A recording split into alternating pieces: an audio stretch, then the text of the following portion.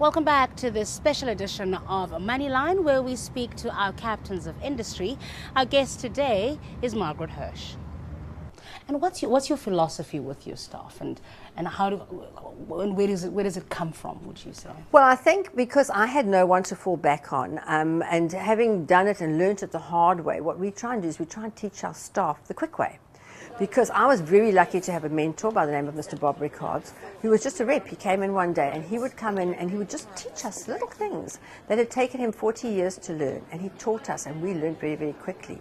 So what I do now, what makes Hirsch's different from all other companies, is if you work for another company, they take your skills, they sell your skills, and they keep some money and give you some money.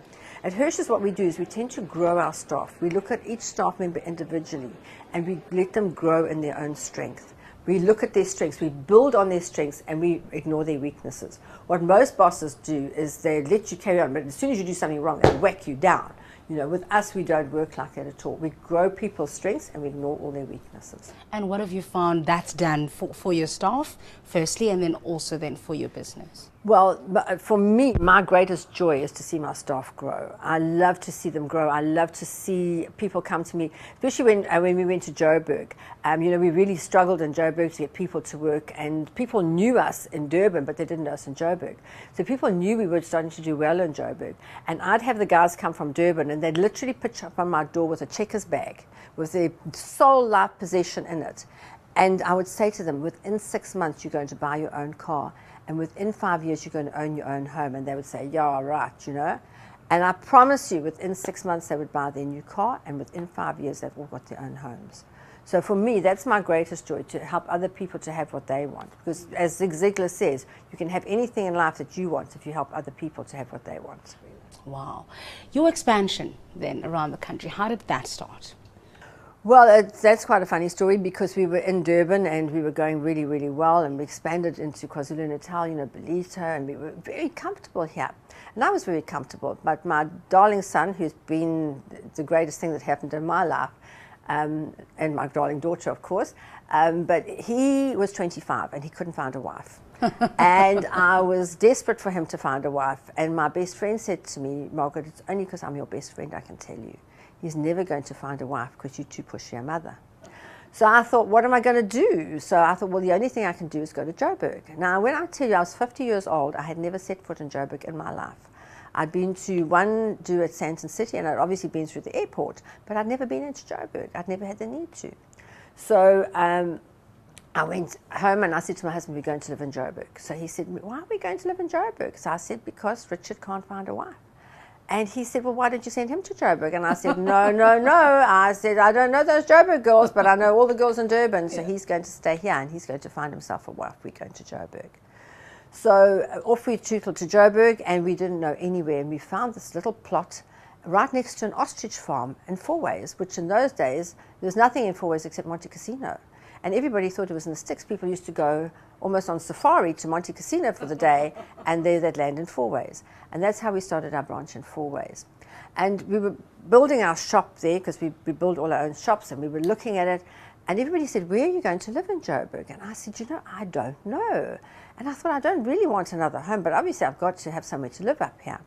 So the builder was building, and I said to him, can you throw a slab in this shop about halfway up like a mezzanine floor? He said, yes, I can. I said, can you put 3 bathrooms and toilets there? He said, yes, I can. And I said, a sink over there? He said, yes, I can. I said to Alan, you don't have to worry about where we're going to live. We're going to live above our shop. And so we built a 3-bedroom flat above our shop, and we went to live there. How did the Cape Town shop start? We needed a footprint. In Joburg, we really got big, and we opened in Steuben's Valley, Centurion, all over the show. And we started dealing with a lot of corporate customers, you know, the banks, all that type of thing. And in fact, we had a lot of really corporate customers, and they wanted us to deliver countrywide. And one of my biggest customers is, I can't say the name, but it's a company that sells through dealers, and the dealers go into ladies' homes and have little parties, and they sell. And this particular company has 110,000 dealers in the country, and they all get a prize every month from me. And I used to deliver all over.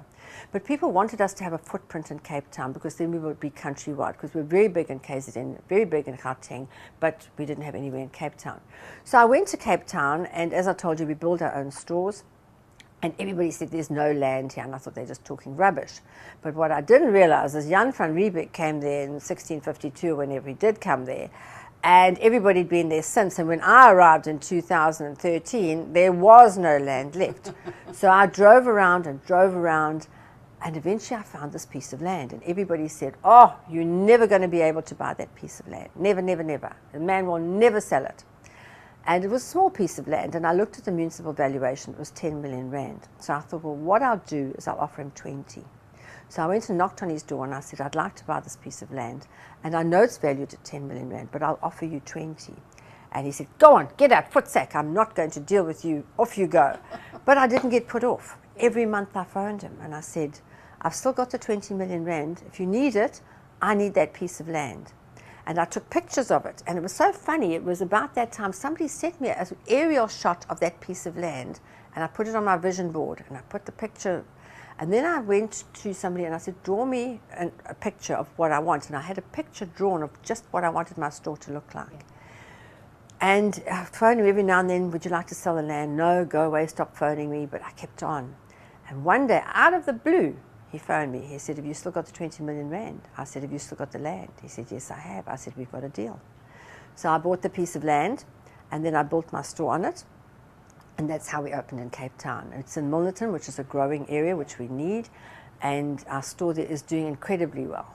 So when you hear the word no or never, Yes. what goes through your head? Oh, you must be joking. Of course you can. You know, when most people, you just think of it as a child, you say no to it all the time and it stops. Yeah. Okay. But, you know, when you go through life, and I came through a tough life. My mother was widowed when I was 10. She was left in the world with nothing. And it was really tough out there. A lot of people said no to me. A lot, you'll never do this, you can't do that. But I just knew that I had to do it.